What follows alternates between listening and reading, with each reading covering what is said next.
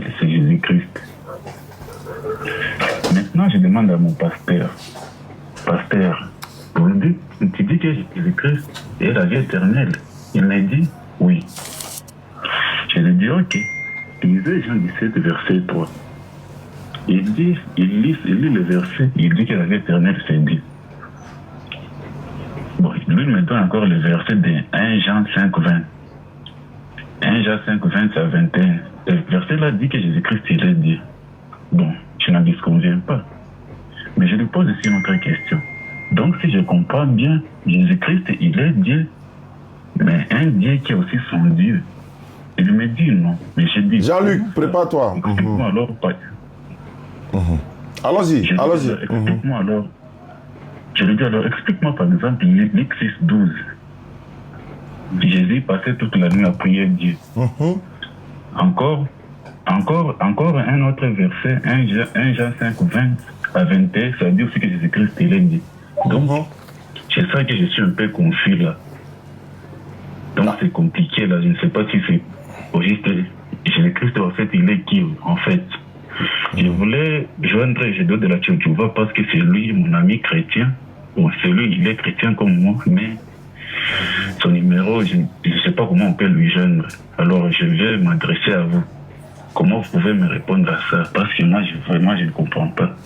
Un verset dit que Jésus-Christ est Dieu, mais dans d'autres versets, on dit il dit lui-même moment envoyé, il prie Dieu, tout ça.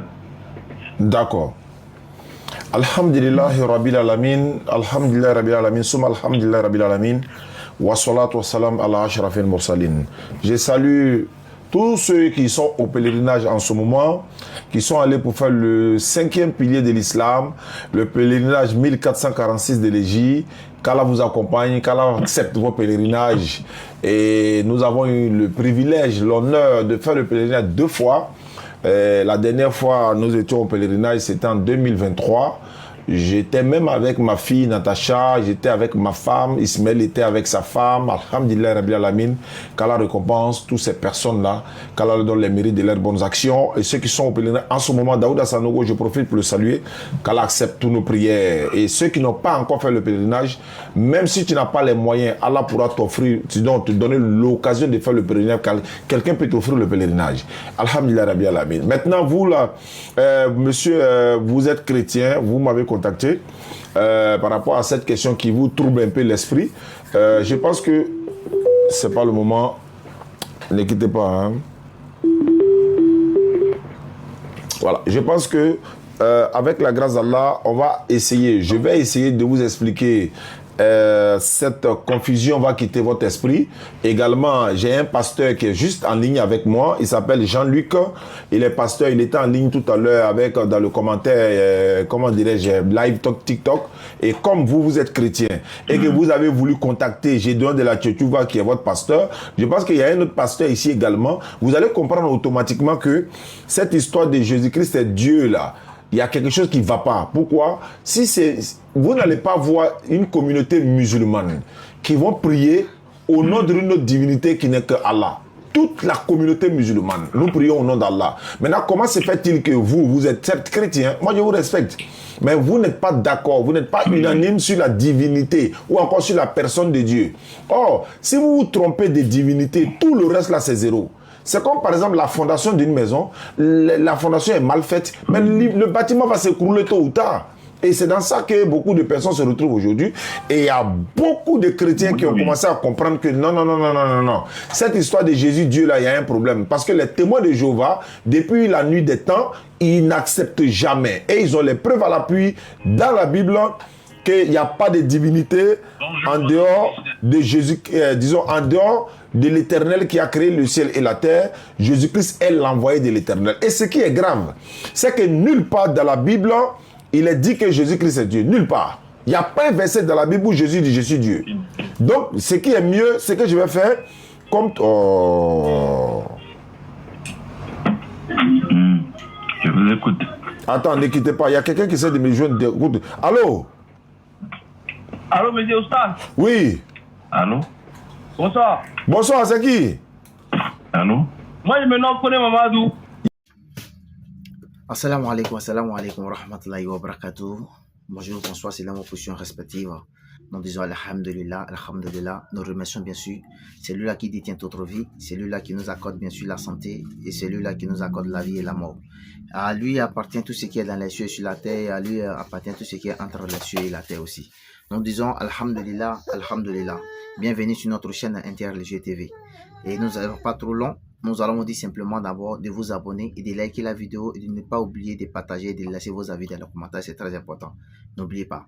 Et nous disons ceci, aujourd'hui nous allons aller sur le terrain, sur le tatami bien sûr de nos différents oustas que vous connaissez déjà, soit ceux de la Côte d'Ivoire, la BAM, Nordin Diama ou DDR, ou celle aussi du Bénin, DDR du Bénin bien sûr, et avec Oustaz Faisal. Aujourd'hui, Inch'Allah, nous allons aller sur ce terrain et nous allons voir bien sûr l'échange qui a été fait, le débat bleu très intense et très intéressant, très enrichissant. Et vous aurez bien sûr des versets qui seront donnés. Donc n'oubliez pas de prendre un stylo, une feuille et de noter bien sûr ce qui sera dit dans ce débat-là. C'est très important. C'est très important de noter les versets et d'aller faire des recherches aussi. C'est important. Donc Inch'Allah, nous allons suivre la vidéo. Suivons bien d'abord les ustaz et après nous allons décortiquer bien sûr Inch'Allah au ta'ala. Assalamu alaikum wa rahmatullahi wa barakatuh. Suivons la vidéo. Y'a quoi? Moi, j'ai maintenant connu Mamadou. Ouais, c'est pourquoi. Oui, mais tu me suis en direct. Je suis en train d'échanger. Je suis en train de parler avec quelqu'un. Toi, tu veux parler en même temps. Donc, lui, je le laisse pour parler avec toi, quoi. Faut attendre, lui, il va parler. On est en train de faire. Oh. Toi, mais tu vois, on est en train d'échanger avec quelqu'un. Tu veux forcément parler dedans. Continue sur un TikTok. Pas fait ça. Oui, allô? Oui, je vous écoute. Qui est en train d'appeler encore? Voilà, donc comme je le disais, il y a le pasteur qui est là, Jean-Luc. Lui, il est pasteur, il est mieux placé pour comprendre cette histoire de l'enfant de Marie qui doit être Dieu ou pas. Wallah, ici, il était vraiment Dieu. Il n'allait pas avoir débat sur lui. Il n'allait pas avoir débat.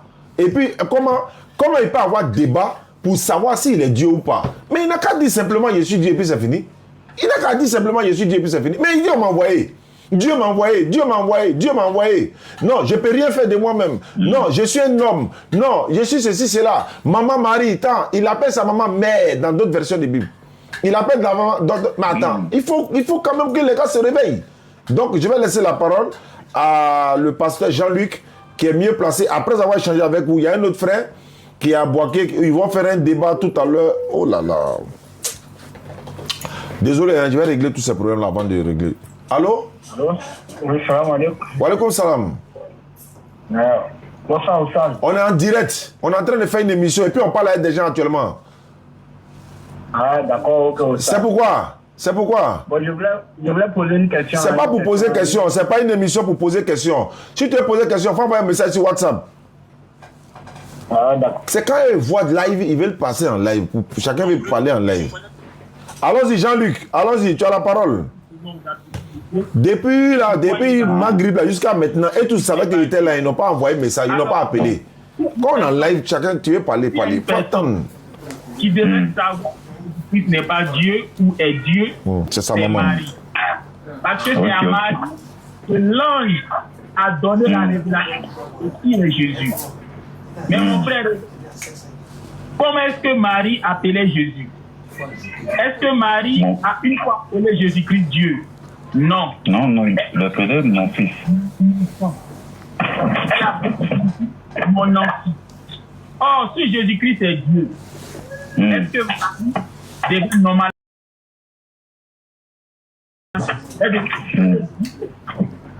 Donc, tu vois, Marie appelait Jésus-Christ mon enfant. Ça, c'est un point. Oui. Un autre point. Lorsque Jésus-Christ était sur la terre avec Marie, est-ce que Marie a une fois adoré Jésus? Non. Est-ce que les contemporains de Jésus, quand ils voulaient prier, quand ils voulaient adorer, c'est Jésus-Christ qu'ils adoraient? C'est Jésus-Christ qui priait? Non. Il vous dit qu'il n'était pas Dieu venu sur la terre. Et comme l'a dit le frère musulman, et je suis d'accord avec lui, si Jésus-Christ est vraiment Dieu qui a quitté le ciel sur la terre en prenant un corps d'homme, normalement, c'était ainsi. Jésus-Christ allait dire je suis Dieu. Mais pourquoi il ne dit pas Jésus et il dit qu'il est le Fils de Dieu? Or, nous savons que Jésus est un menteur. Il ne peut pas être Dieu et puis venir mentir aux gens qu'il est le Fils de Dieu.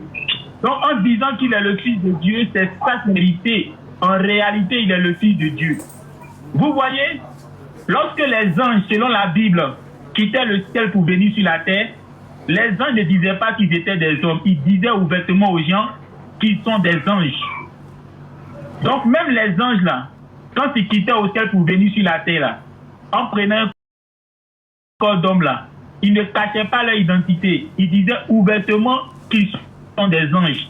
Par exemple, l'ange Gabriel, quand il est venu à Marie, il a rassuré Marie que lui, il est Gabriel, un ange qui est venu d'auprès de Dieu. Donc, si les anges même, en venant sur la terre, en prenant un corps d'homme pour venir sur la terre, ne cachent pas leur identité. C'est Dieu qui va quitter le ciel pour venir sur la terre, qui va cacher son identité en disant qu'il est fils de Dieu. Donc tu vois, c'est pas sérieux. Lorsque Jésus-Christ dit qu'il est fils de Dieu, c'est vrai, il est fils de Dieu. Et ce que je voulais te faire comprendre, lorsqu'on parle de fils de Dieu, il n'y a pas que Jésus-Christ seul qui est appelé fils de Dieu dans la Bible. En Genèse chapitre 6, le verset 1 à 2, c'est un texte que j'aime citer. Là-bas, les anges qui ont quitté le ciel pour venir au temps de Noé sur la terre, ces anges sont appelés fils de Dieu. Quand on prend Job chapitre 38, le verset 7, Dieu appelle les anges ses fils. Donc tu vois, en plus de Jésus, les anges sont appelés fils de Dieu. En Luc chapitre 3, le dernier verset, Luc dit quoi? Que Adam est fils de Dieu. Donc Adam, le premier homme, est appelé fils de Dieu. Et toi, mon frère, tu le sais, dans le milieu évangélique, comment on s'appelle généralement en tant que chrétien évangélique? N'est-ce pas qu'on s'appelle enfant de Dieu, fils de Dieu? Oui, la Bible dit que tous les chrétiens qui ont reçu le Saint-Esprit sont fils de Dieu. Donc toi, mon frère, tu es aussi fils de Dieu. Donc tu vois, mon frère, Dieu a plusieurs fils. Jésus est appelé fils de Dieu. Les anges sont appelés fils de Dieu. Adam est appelé fils de Dieu. Toi et moi, nous sommes fils de Dieu. Alors, que signifie dans ce cas fils de Dieu? Fils de Dieu signifie serviteur de Dieu. C'est pour ça Paul, en Romains chapitre 8, dit quoi? Tous ceux qui sont guidés par le Saint-Esprit sont fils de Dieu. Tu vois, le jour où Jésus-Christ a pris son baptême, la Bible dit quoi? L'Esprit de Dieu, le Saint-Esprit est descendu sur lui. Et après, Matthieu chapitre 3 dit quoi? Que Jésus-Christ, quand il est sorti du Jourdain, il a été revêtu, il a été rempli du Saint-Esprit et l'Esprit l'a guidé. Donc tu vois, il était guidé par le Saint-Esprit. Or, Romains chapitre 8 dit, tous ceux qui sont guidés par le Saint-Esprit sont fils de Dieu. Tu vois, toi, mon frère, toi aussi tu as reçu le Saint-Esprit, donc tu es fils de Dieu. Donc juste pour t'expliquer l'expression fils de Dieu, c'est pour dire serviteur de Dieu. Tu vois, mon frère, si Jésus-Christ était Dieu, Satan allait le savoir. Mais lorsque Satan a tenté Jésus, selon Matthieu chapitre 4, comment il appelait Jésus? Il appelait fils de Dieu. Il n'a pas dit Dieu. Il dit, si tu es fils de Dieu, si tu es fils de Dieu, fais ceci, fais cela. Donc Satan savait que Jésus-Christ est fils de Dieu et non Dieu. Tu comprends? Même les anges, lorsque des personnes étaient possédées par des démons et que Jésus-Christ approchait d'eux, la Bible dit que les esprits appelaient Jésus-Christ le Fils de Dieu ou encore le Saint de Dieu. Mais ils n'ont jamais appelé Jésus-Christ Dieu, car ils savaient que Jésus-Christ était le Saint de Dieu. Autrement dit, quelqu'un que Dieu a choisi pour envoyer sur la terre. Il était fils de Dieu, au même titre que les anges sont appelés fils de Dieu. Donc, serviteur de Dieu. Tu vois? D'autres disent encore que Jésus-Christ est Dieu, parce que tout simplement, Jésus-Christ a dit, avant qu'Abraham soit, je fus. Donc pour eux, parce que Jésus-Christ existait avant Abraham, donc il est Dieu. Mais attention, la Bible dit en Job chapitre 38, le verset 7, c'est Dieu lui-même qui parle, il s'adresse à Job. Il dit, lorsque lui, Dieu, il créait la terre, il créait le ciel, les anges étaient là. Autrement dit, les anges aussi ont existé avant Abraham. Mais dis-moi, est-ce parce que les anges ont existé avant Abraham qu'ils sont Dieu? Non. Donc ce n'est pas parce que quelqu'un existait avant Abraham qu'il est Dieu, car les anges aussi ont existé avant Abraham. D'autres disent que Jésus-Christ est Dieu parce qu'il est descendu du ciel. Ah bon? Mais l'ange Gabriel, quand il est venu vers Marie, il est quitté où?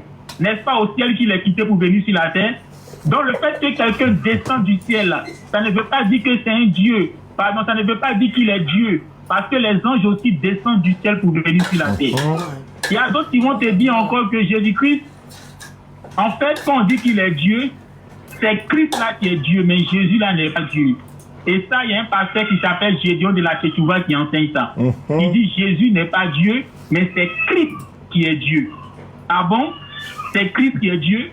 Alors 1 Corinthiens chapitre 11, le verset 3, Paul dit quoi? Paul dit Dieu est le chef de Christ. Donc si c'est Christ qui est Dieu, le Dieu qui est le chef de Christ là, c'est qui?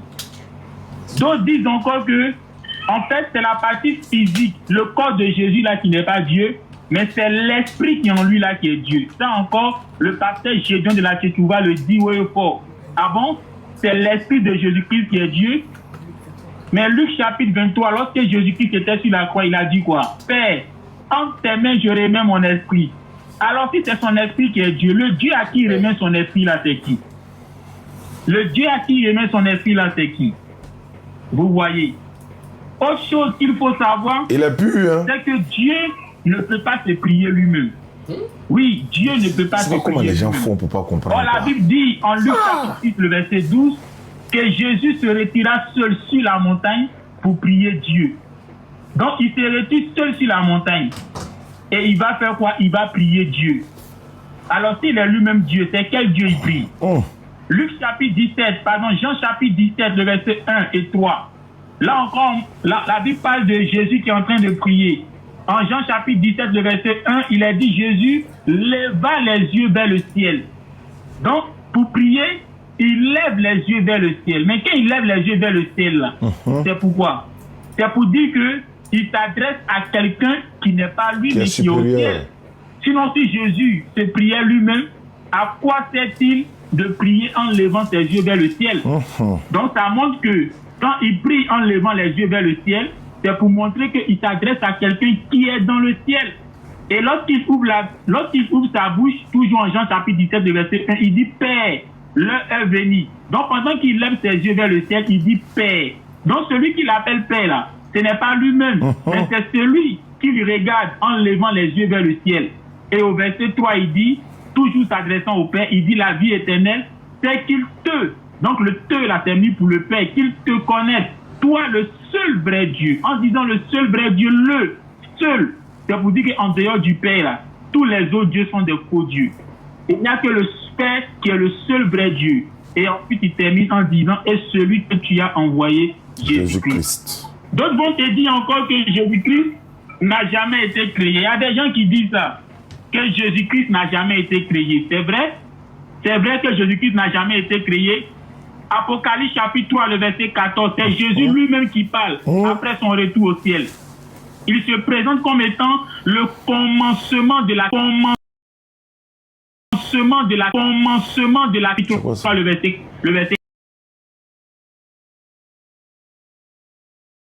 le verset de la création, ça veut d'abord dire qu'il est une créature. Et ensuite, il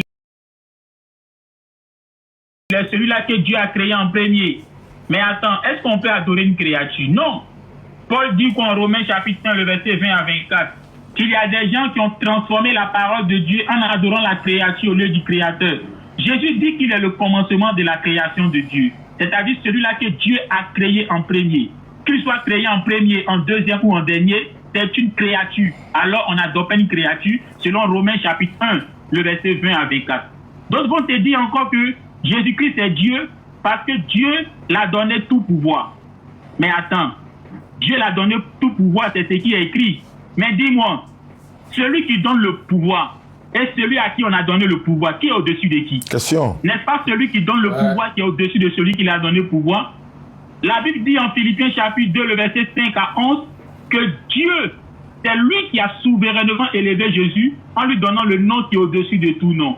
Donc Dieu qui a élevé Jésus, qui lui a donné le nom qui est au-dessus de tout nom là, il est évident que celui qui élève est au-dessus de celui-là qui l'élève. Parce que c'est l'inférieur qui est béni par le supérieur. C'est l'inférieur qui est béni par le supérieur. Donc Dieu qui a élevé Jésus en lui donnant le nom là, il est évident qu'il est supérieur à Jésus-Christ. C'est pour ça que Paul peut dire en 1 Corinthiens chapitre 15, le verset 24 à 28, que lorsque l'Écriture dit que Dieu a tout soumis au pied de Jésus, il est évident pour Paul, celui qui lui a soumis, que Dieu qui a soumis toutes choses à Jésus-Christ, lui-même là, il n'est pas soumis à Jésus-Christ. Parce que c'est lui qui a soumis toutes choses à Jésus-Christ, donc il est évident silence, que lui, il est au-dessus. Jean-Luc donne cours. Silence. Vous voyez. Donc pour l'instant, je m'arrête là. Si tu veux ajouter quelque chose, il faut parler bien aimé. Ah, vraiment, mon frère, tu es à l'honneur aujourd'hui. Tu peux poser toutes les questions que tu veux. Et puis, on va appeler le jeune frère de Boaké pour qu'il puisse... Je rappelle à tous ceux qui nous suivent à travers le monde, les liens sont là. Allez-y, votez. Et Aïcha Silla, Momo, Dawa, Droitu. Voilà, je vais vous envoyer une information en interne tout à l'heure qu'on va donner aux autres frères, Inch'Allah. Donc, le frère... Ah, ok, d'accord. Ouais, vous êtes là, monsieur Widwad. Didwad.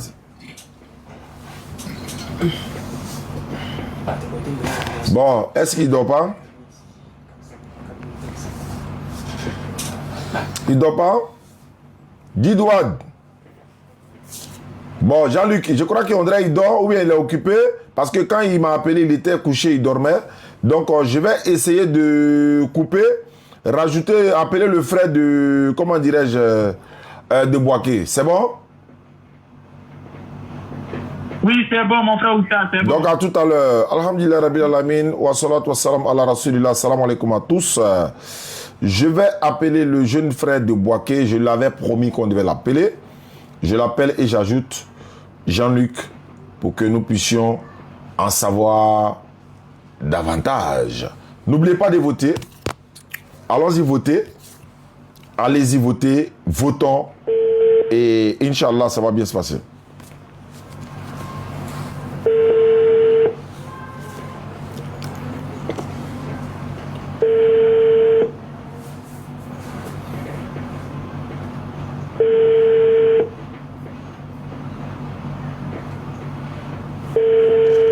Allez-y voter, le lien est là, les liens sont là, tout le monde peut voter et le vote est gratuit. Voilà, le vote est gratuit complètement et jusqu'au 31 mai, les votes vont s'arrêter. Donc, il va falloir qu'on essaie de voter. Nous sommes presque en tête aussi, on est en train de partir en tout cas. Jeune frère, réponds. Hein? Voilà, je t'ai dit que je vais t'appeler. Voilà, allô? Tu es prêt? Tu dormais? Tu étais là dormi? Allô? Tu dormais ou bien? Ah. Bon, d'accord. Voilà, il t'a laissé manger, digérer, boire l'eau, parce que ça va monter, quoi. Ne quitte pas. Ne quitte pas, ne quitte pas. Non. Ne quitte pas. Ah. Il a dit ne quitte pas. Hein? Tu vas entendre tout de suite là, attends. Moi, et puis je vais, je vais me mettre à côté. Je vais essayer d'encourager les gens à voter. Voilà.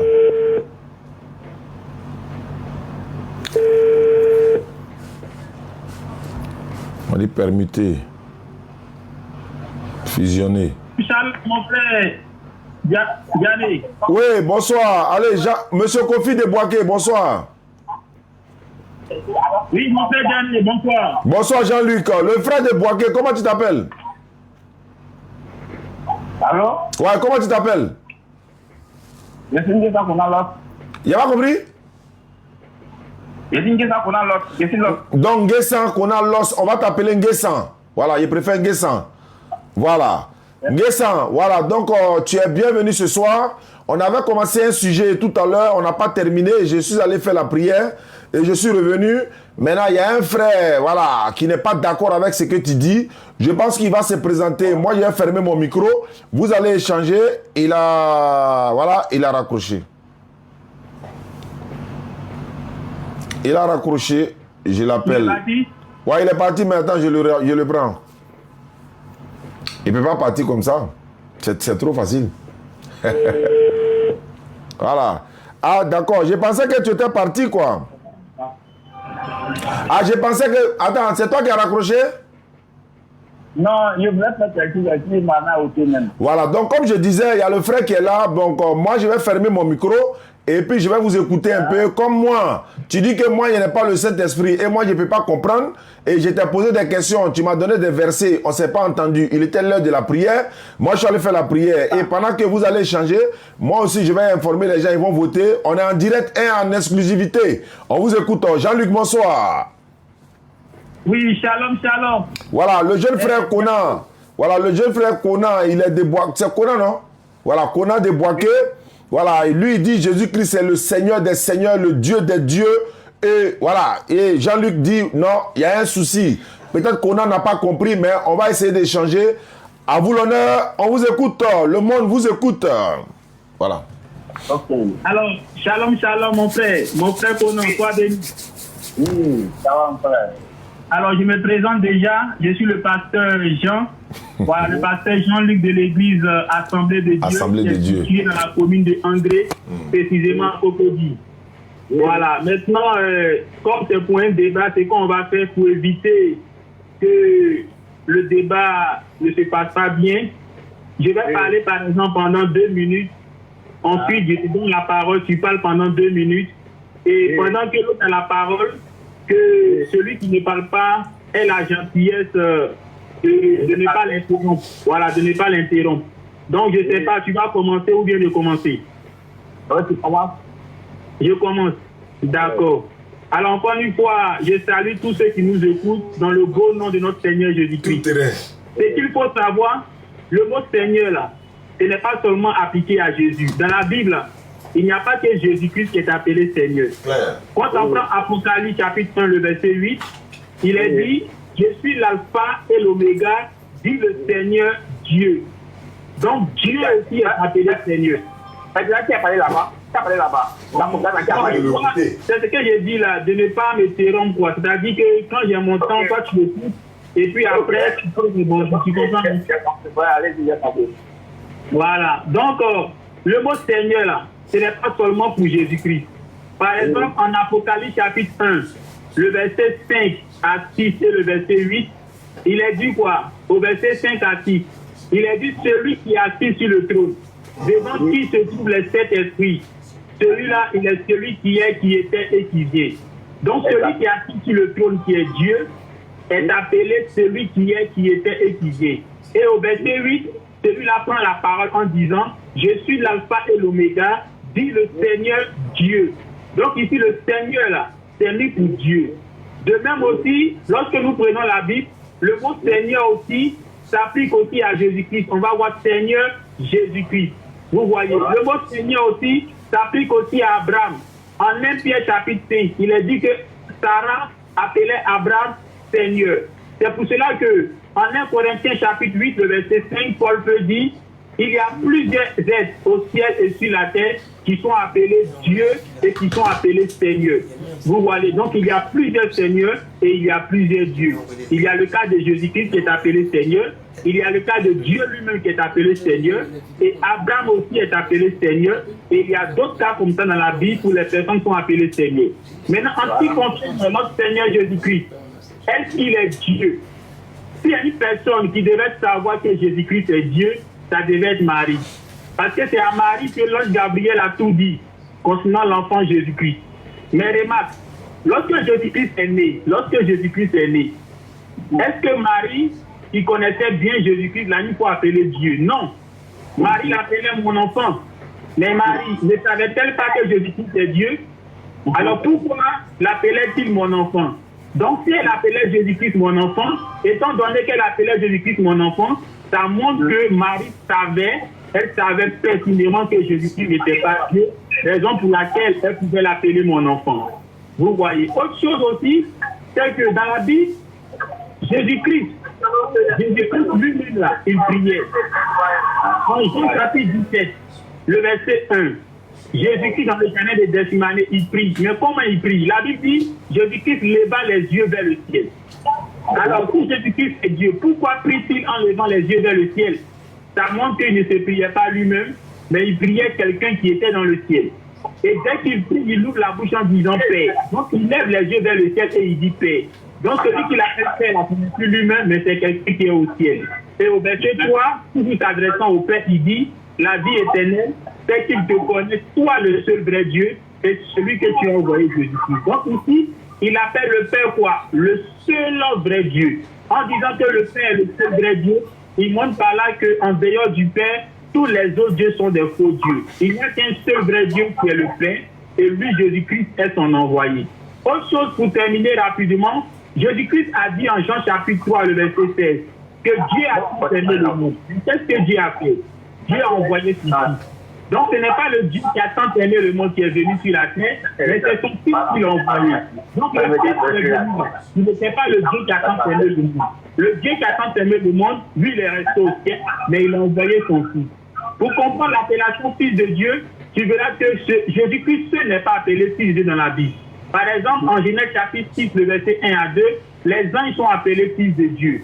En Luc chapitre 3, le dernier verset, Adam est appelé Fils de Dieu. Et même nous, qui avons accepté Dieu et qui avons été baptisés du Saint-Esprit, nous aussi, nous sommes des fils de Dieu. Donc, le mot Fils de Dieu désigne également Jésus, ça désigne les anges, ça désigne Adam et ça désigne nous aussi qui avons accepté de faire la volonté de Dieu. Donc, déjà, je m'arrête là, tu peux prendre la parole. Merci beaucoup. En tout cas, vous avez parlé beaucoup, mais je vais essayer de modifier l'affaire du Seigneur. Tu as parlé aussi le thème du Seigneur. Tu as dit Seigneur, plusieurs personnes ont été appelées Seigneur. N'est-ce pas? Ok. Mais le mot Seigneur me dit quoi? Le Seigneur veut dire sauveur. Si la femme d'Abraham a appelé Abraham Seigneur, c'est normal. C'est pour Seigneur, c'est normal, c'est pour Seigneur. Mais Jésus a été appelé Seigneur des Seigneurs. Parce qu'il y a plusieurs Seigneurs. Mais pourquoi il est appelé Seigneur des Seigneurs? Parce qu'il est le Dieu sauveur. Vous comprenez? Donc, je ne sais pas que Jésus est le Seigneur que les autres ne sont pas les Seigneurs. Mais les autres sont Seigneurs dans quel thème? Donc, il ne faut pas sortir dans le thème. C'est le contexte normal. Quand un prophète ou un homme est appelé Seigneur, c'est dans quel thème? Quand Dieu est appelé Seigneur, c'est dans quel thème? Il faut comprendre le contexte, il n'est pas pour un mélange. Voilà. Maintenant, nous qui on dit que Jésus te dit, ce n'est pas par au hasard. Nous, on n'est pas aussi fait comme ça. Et je pense qu'on a des prises. Donc, il te donne d'abord Jean 1, verset 45. Comprenez-nous? Jean 1, verset 45. On dit, s'il était de Bethsaïda et de la ville d'André et de Pierre, Philippe rencontra Nathanaël et lui dit, nous l'avons trouvé celui de qui Moïse a écrit dans la loi. Donc, les prophètes ont parlé. Oui. Donc, moi, ma question, les prophètes, je n'ai pas dit Isaïe, Jérémie, Malachie et Moïse ont parlé de qui? Vous comprenez? Maintenant, quand on dit je suis l'éternel, c'est Alpha et Oméga. Quand Dieu dit qu'il est Alpha et Oméga, en fait, ça veut dire le premier et le dernier. Comprenez-nous? Le premier et le dernier. En fait, très bien que Dieu est le premier. Là, en fait. Mais en tant que Dieu est le dernier, c'est pour le dernier de Dieu là, c'est moi, je dis que en tant que Dieu est le dernier. Oui. Et si on veut expliquer, Dieu est le premier. Là, on le sait, il a été filtré. Mais Dieu, son dernier là, qui peut expliquer? C'est son dernier qui est venu sur la terre. C'est comme le dernier qui a été venu sur la terre, Dieu le rôle de son dernier. Donc, c'est pourquoi Jésus a été ressuscité afin de, dans le livre de l'Apocalypse. Le dernier et le dernier, c'est mort et il est est-ce qu'il y a deux personnes qui ont été premiers et derniers? C'est deux personnes qui ont été derniers. Il ne faut pas dire que c'est l'un et le dernier, et puis dire que c'est le premier et le dernier, c'était mort et il est vivant. Donc, nous, voici des papas qui sont, nous aussi, après, s'appliquent, Dieu. Ce n'est pas affaire de mentalité humaine, mais c'est par le culture. Oui. Mais, en genre du texte aussi.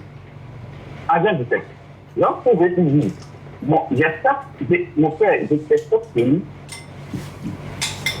Je t'explique pays. Et quand je me fais quand t'es arrivé. Il y a 2 minutes là. Ok, prends la parole. D'accord. Alors tout à l'heure, tu as dit, Jésus-Christ est appelé Seigneur des Seigneurs.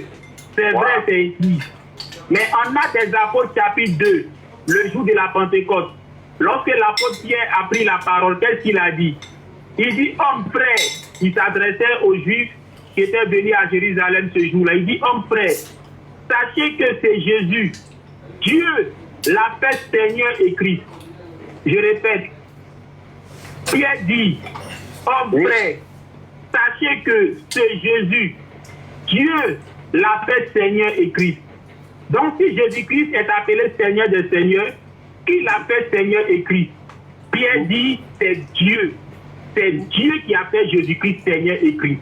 Maintenant la question, Dieu qui a fait Jésus-Christ Seigneur et Christ là, n'est-il pas au-dessus de Jésus-Christ?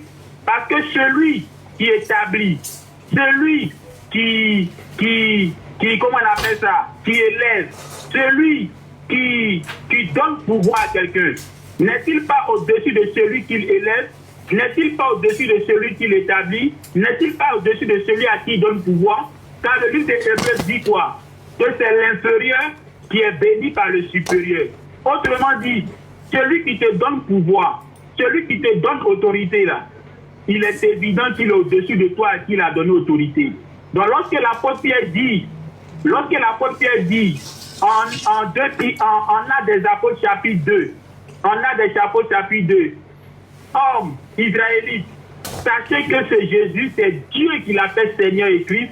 Donc ça montre que Dieu est au-dessus de Jésus-Christ, parce que c'est lui qui a fait de Jésus Seigneur et c'est lui qui a fait de Jésus Christ. Qui a dit également que en Apocalypse chapitre 1, le verset 8, celui qui a dit je suis l'alpha et l'oméga, c'est Jésus. Non mon frère, il faut commencer à lire à partir du verset 5. À partir du verset 5, Jean dit quoi? Jean dit de la part de Dieu qui est assis sur le trône, de la part des 7 esprits qui sont devant son trône, de la part de celui qui est, qui était et qui vient. Donc tu vois, celui qui est assis sur le trône là, devant lui il y a 7 esprits. Et celui qui est assis sur le trône, l'apôtre Jean le décrit comme étant celui qui était, qui est et qui vient. Et maintenant au verset 6 il dit et de la part de notre Seigneur Jésus-Christ. Donc ce que Jean s'apprête à dire là, il le dit de la part de 2 personnes. D'abord au verset 5, de la part de Dieu, qui est, qui était et qui vient. Et au verset 6, de la part de Jésus-Christ. Et maintenant au verset 8 que tu as cité, il est dit, je suis l'alpha et l'oméga, dit le Seigneur Dieu. Et non dit le Seigneur Jésus-Christ. Donc ici, c'est mon temps de parole. C'est mon temps de parole. Donc ici, celui qui dit je suis l'alpha et l'oméga, ce n'est pas le Seigneur Jésus, mais c'est le Seigneur Dieu. Et remarque, il a dit, je suis l'alpha et l'oméga, dit le Seigneur Dieu, celui qui est, qui était et qui vient. Or, qui est celui qui est, qui était et qui vient? Le verset 5 dit, celui qui est, qui était et qui vient, selon l'apôtre Jean, c'est celui-là qui est assis sur le trône, devant qui il y a les 7 esprits, c'est celui-là qui est, qui était et qui vient. Vous voyez? Donc c'est celui-là qui dit, je suis l'alpha et l'oméga. Maintenant, qu'est-ce que tu as dit encore? Tu as dit comme ça que Jésus-Christ, en fait, c'est Jésus qui n'est pas Dieu, mais c'est Christ qui est Dieu. Ah bon? Mon frère, tu n'es pas le seul qui dit ça. Tu te prêtes mon temps de parole. Tu n'es pas le seul qui dit ça. Il y a des pasteurs tels que Gédéon de la Tétouva qui disent la même chose. Il dit comme ça que c'est Jésus qui n'est pas Dieu, mais c'est Christ. C'est Christ là. C'est ça qui est Dieu. Mais quand on prend 1 Corinthiens chapitre 11, le verset 3, l'apôtre Paul dit quoi? Que Dieu est le chef de Christ. Donc si c'est Christ là qui est Dieu, alors le Dieu qui est le chef de Christ là, lui c'est qui? Il y a d'autres chrétiens qui disent que non, c'est le corps physique de Jésus là qui n'est pas Dieu, mais l'esprit qui est en lui là, c'est ça qui est Dieu. Ah bon? En Luc chapitre 23, lorsque Jésus était sur la croix, il a dit quoi? Père, en tes mains je remets mon esprit. Si c'est ton esprit qui est Dieu, le Dieu à qui il remet son esprit là, lui il est qui? D'autres disent encore que Jésus-Christ est Dieu parce que Jésus-Christ a reçu tout pouvoir. Ah bon? Mais le tout pouvoir qu'il a reçu là, il a reçu de qui? Il a reçu de qui? Donc celui qui lui a donné ce pouvoir là, entre lui qui a donné le pouvoir à Jésus, et Jésus à qui il a donné le pouvoir, qui est au-dessus de qui? Je reviens pour dire que celui qui donne le pouvoir, celui qui élève, celui qui nomme, est toujours au-dessus de celui qui l'a élevé, de celui qui l'a nommé. Parce que c'est celui qui est supérieur qui bénit celui qui est inférieur. C'est pour cela qu'en Philippiens chapitre 2, le verset 5 à 11, l'apôtre Paul dit quoi? Que c'est Dieu qui a élevé Jésus en lui donnant le nom qui est au-dessus de tout nom. Donc Dieu qui a élevé Jésus là, il est évident que puisque c'est lui qui élève, alors lui il est au-dessus de tout le monde. L'apôtre Paul, en 1 Corinthiens chapitre 15, le verset 24 à 28, il dit quoi? Lorsque l'Écriture dit que Dieu a donné tout pouvoir à Jésus, c'est Paul qui parle, il est évident, donc pour Paul c'est évident, que Dieu qui a donné tout pouvoir à Jésus n'est pas soumis à Jésus. Donc ici Paul est clair. Paul dit en 1 Corinthiens chapitre 15, le verset 24 à 28, que lorsque l'Écriture dit que Dieu a donné tout pouvoir à Jésus, il est évident que Dieu qui lui a donné tout pouvoir n'est pas soumis à Jésus. C'est ce que je disais, celui qui te donne pouvoir, il est toujours au-dessus de toi. Celui qui te nomme là, il est toujours au-dessus de toi. Tu comprends? D'autres vont te dire encore que Jésus-Christ est Dieu, parce qu'il a dit en Jean chapitre 8, avant qu'Abraham soit, je fus. Autrement dit, il existait avant Abraham. Mais est-ce parce que quelqu'un a existé avant Abraham qu'il est Dieu? Question. En Job chapitre 38, le verset 7, Dieu dit quoi? Dieu dit, avant que lui il crée Adam, avant que lui il crée la terre, les anges existaient. Donc les anges aussi là, ils ont existé avant Abraham. Donc est-ce que parce que les anges ont existé avant Abraham qu'ils sont Dieu? Non. Donc ce n'est pas parce que quelqu'un a existé avant Abraham qu'il est Dieu. D'autres vont te dire encore, c'est là que je m'arrête, que Jésus-Christ est Dieu parce qu'il est descendu du ciel. Oui. Ah bon? Donc lorsque quelqu'un descend du ciel, ça fait de lui Dieu. Mais l'ange Gabriel qui est venu voir Marie, là, il est quitté où? Au ciel. C'est pas au ciel aussi, il est quitté pour venir sur la terre. Donc est-ce parce que l'ange Gabriel est quitté au ciel pour venir sur la terre qu'il est Dieu? Jamais. Donc je m'arrête là. Tu peux prendre la parole. Ce soir là, c'est posé là. Est-ce qu'on peut passer à une question? Comme Parce tu que veux. moi j'ai l'impression que si on fait comme ça, on va parler ici, on va pas s'entendre. Au contraire. Affaire de Dieu, affaire de Dieu. Comme tu dis que Jésus n'est pas Dieu. Alors qui est Dieu? Il faut qu'on cherche Dieu. Si vous ne pensez pas que le mot Dieu n'est défini, ce n'est pas un élément. En fait, Dieu n'est pas, c'est pas un élément. Dieu est un adjectif quantitatif. Il faut que vous le sachiez aussi. Dieu est un adjectif quantitatif. Et comme vous pensez que non, Dieu a envoyé Jésus, et c'est comme ça, Dieu a envoyé. Tout ça là, c'est ce que tu ne peux pas comprendre. Donc, parce que musulman ne peut pas comprendre, on est d'accord, mais entre vous chrétiens encore que tu ne peux pas comprendre, Allah. Quand je te dis non, que mon père m'avait le pouvoir de tout gouverner, quand moi je vous dis qu'il n'y a pas Dieu à part, il n'y a pas Dieu à part. C'est Dieu lui-même qui est là, et c'est lui qui conçoit tout pouvoir qui est là. Parce que si Dieu avait tout pouvoir de lui, là, Dieu, lui, il a quel pouvoir? Ah, il n'a pas compris. C'est pour amener à comprendre que c'est Dieu lui-même qui est là. Parce que si un chef d'État se déplace et il donne tout pouvoir à un des ministres, c'est le ministre qui est le président. C'est le ministre qui est le président. Tu comprends un peu? Donc, ne pensez pas qu'il y a Dieu à part. Donc, je veux qu'on traite le sujet de la notion de Dieu. Il faut que vous compreniez que Dieu n'est pas un élément, mais Dieu est un adjectif qualitatif. Voilà pourquoi les musulmans disent que Allah est Dieu. Il n'a qu'à envie de débattre. Lorsque moi je dis Dieu qui est bien, il faut que vous me présentez votre Dieu. Ouais, mais quand vous il est chrétien. Dites-moi que c'est Allah qui a envoyé Jésus. Là, c'est un peu compréhensible. Allez-y voter, hein, les gars. J'ai l'impression que vous laissez vos Dieu dans vos poches et que vous venez visiter Dieu des autres. Et quand on n'entend pas, vous trouvez que la visite de Dieu est compliquée. Mais quand vous rentrez dans la visite de Allah, ça là même, c'est de la merde. C'est de la merde. Il a commencé à perdre le contrôle. On essaie de vous faire comprendre. Vous prenez les versets qui peut stigmatiser ceux qui ne le disent pas. Allô? Vous faites grand. Oui. Le frère qui parle en face de toi, il est pasteur, il n'est pas musulman, donc parlez pas d'Allah. C'est entre vous chrétiens. Voilà, il est pasteur, donc réglez le problème. Allah n'a rien à voir dedans, allons-y. Mais lui, il est pasteur. Mais attends, lui, il est là. Oui, shalom, shalom, frère, je suis là. Attends. J'attends que tu finisses ton temps de parole, je vais rebondir. Voilà, moi aussi, je vais prendre mon temps de parole pour parler avec toi. Parce que ça veut parler seulement par des jeunes. Il faut que tu communiques avec moi. Tu comprends un peu? Tu es chrétien? Ah, on dit oui, je suis pasteur à l'église Assemblée de Dieu dans la commune de André. Voilà. Ok. Qui est ton Dieu? Allah. Mon Dieu, c'est le Dieu de Jésus-Christ. Jean chapitre 20, le verset 17. Je vais vers mon Dieu qui est aussi votre Dieu. Donc le Dieu de Jésus-Christ est aussi mon Dieu. Voilà. Ça Dieu de Jésus-Christ a fait pour moi. Mais je vous ai dit que Dieu c'est pas un nom. Dieu c'est un adjectif. Parce que quand on me dit que me fait le meilleur Dieu du tout, mais en dehors du Dieu du tout que le tout est là, il est encore le tout. C'est comme Jésus calculé. Jésus calculé. Dieu n'est pas néanmoins. Voilà pourquoi Jésus dit mon père.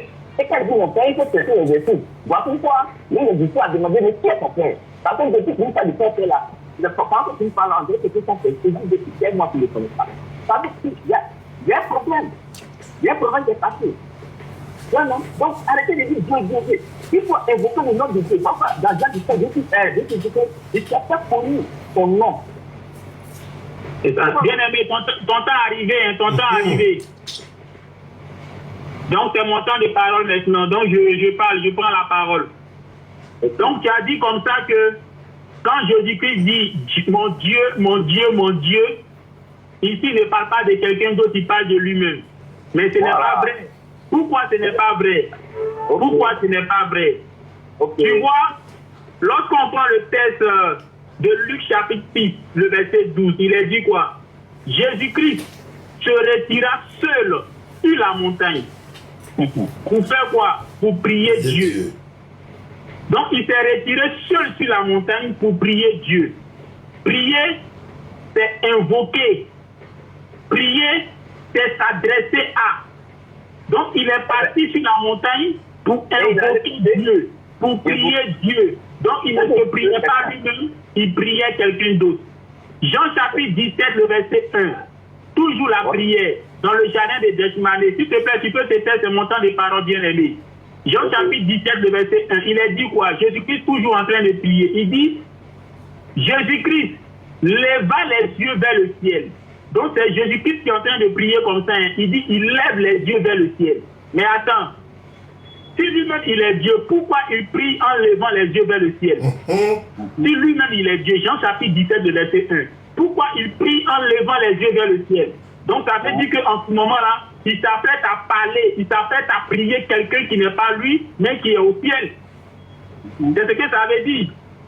En priant, en levant les yeux vers le ciel, c'est pour dire simplement que Jésus-Christ, quand il prie, il ne s'adresse pas à lui-même, mais il s'adresse à quelqu'un qui est dans le ciel, raison pour laquelle il lève les yeux vers le ciel. Et toujours Jean 17, le verset 1, il est dit, après avoir levé les yeux vers le ciel, Jésus-Christ dit, Père, l'heure est venue. Donc celui qui prie en levant les yeux vers le ciel, il appelle Père. Donc ça montre que ce dernier-là, il est son Père. Il est celui-là qui l'a créé. Et au verset 3, il continue en disant, la vie éternelle, c'est qu'ils te connaissent, toi, le seul vrai Dieu. Merci pour le cadeau. Lorsqu'il prie en levant les yeux vers le ciel, après avoir dit Père, pour parler de celui à qui il s'adresse en levant les yeux vers le ciel, il dit que ce Père-là est le seul vrai Dieu. En disant que ce Père-là est le seul vrai Dieu, le seul là c'est exclusif. C'est pour dire qu'en dehors de ce Père-là, tous ceux qui sont appelés Dieu là ne sont pas de vrais dieux. Il n'y a que ce Père-là qui est le seul vrai Dieu. Tu comprends? Maintenant, quelqu'un d'autres vont te dire que Jésus-Christ a dit, moi et le Père, nous sommes un. Oui, c'est vrai, lui et le Père, ils sont un.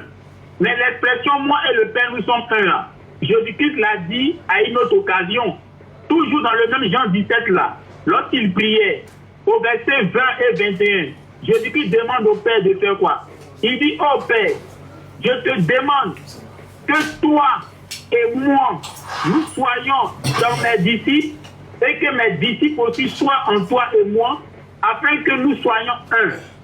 Donc Jésus-Christ prie également pour que lui et le Père soient en ses disciples et que les disciples aussi soient en eux pour que eux tous ils soient un. Donc, si Jésus-Christ en disant moi et le Père sont un, pour vous, ça veut dire qu'il est lui-même le Père. Dans ce cas, quand Jésus-Christ en Jean chapitre 17, le verset 20 à 21, dit que lui, le Père et les disciples sont un, est-ce à dire que les disciples aussi sont Dieu? Soyons sérieux. C'est pour simplement dire que lui et le Père sont un en ce sens qu'ils sont unis. Donc les disciples aussi sont un avec lui et le Père, en ce sens qu'ils sont unis. Donc l'unité de pensée, l'unité d'action. D'autres vont dire comme ça que Jésus-Christ est Dieu parce que tout simplement il a fait les miracles. Il a ressuscité les morts. Mais attends. Nicodème en Jean chapitre 3.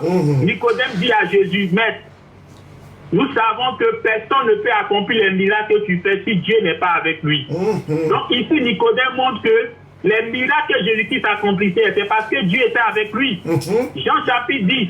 Lorsque Jean chapitre 10, Jean chapitre 11.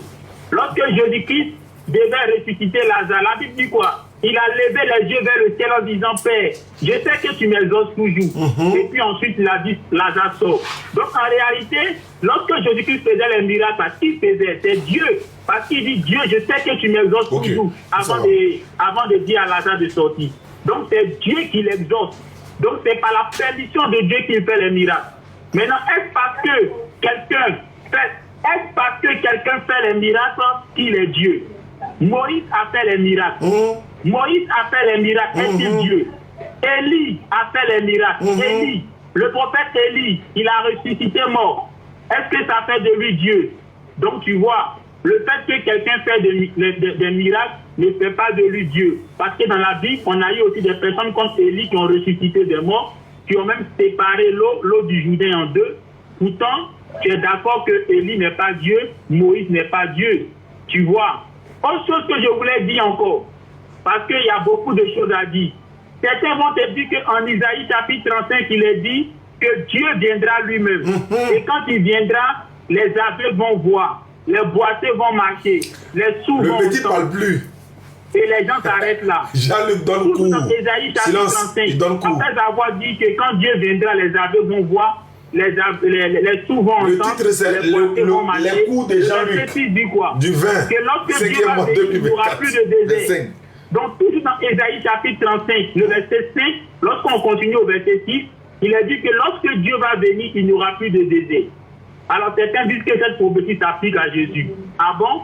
Lorsque Jésus est venu là, le désert a disparu. Question. Le désert a disparu. N'est-ce pas que s'il te plaît, c'est mon temps des paroles, c'est mon temps des paroles. N'est-ce pas que, s'il te plaît, c'est mon temps des paroles, après tu vas rebondir. C'est ce qu'on a dit au début, les principes du débat.